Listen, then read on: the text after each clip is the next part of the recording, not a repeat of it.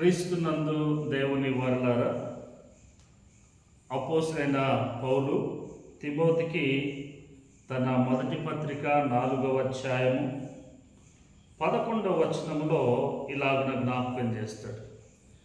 నీ యవనమును బట్టి ఎవడును నిన్ను తృణీకరింపనీయకుము అని అంటాడు.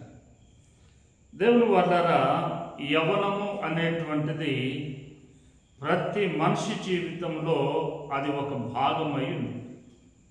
చిన్నపిల్లలుగా ఉంటే యవనము కొరకు ఎదురు చూస్తున్నారు. ఒకవేళ యవనము దాటినటువంటి పెద్దవారిని చూస్తే యవనము యొక్క అనుభవాలు వారు గ్రహిస్తూ నెమ్మరు వేసుకుంటూ ఉన్నారు. అయితే పౌలు అంటాడు తిమోతితో, నీ యవనమును బట్టి ఎవడునూ నిన్ను తృణీకరింపనీయకుము.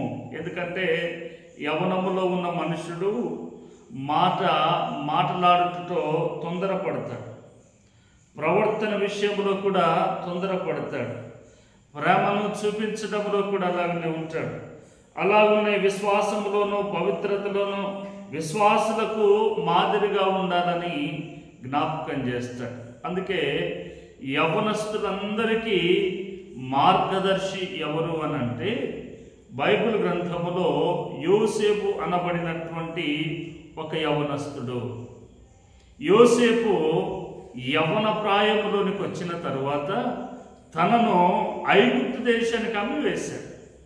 ఐగుప్తు దేశంలో ఫరో ఇంటిలో ఉండగా ఫరో ఇంటి నుండి అనేక శోధనలు వచ్చాయి.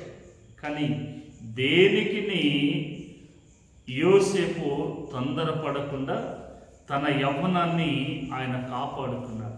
అందుకే ఈరోజు యవనస్తులందరికీ మార్గం చూపించేవాడు యోసేపు. కాబట్టి నీ యవ్వన విషయంలో ఎవరు కూడా నిన్ను మాట అన్నట్లుగా నీవు అవకాశం ఇవ్వకూడదు. దేవుడు నిన్ను అలాగునా నడిపించునుగాక.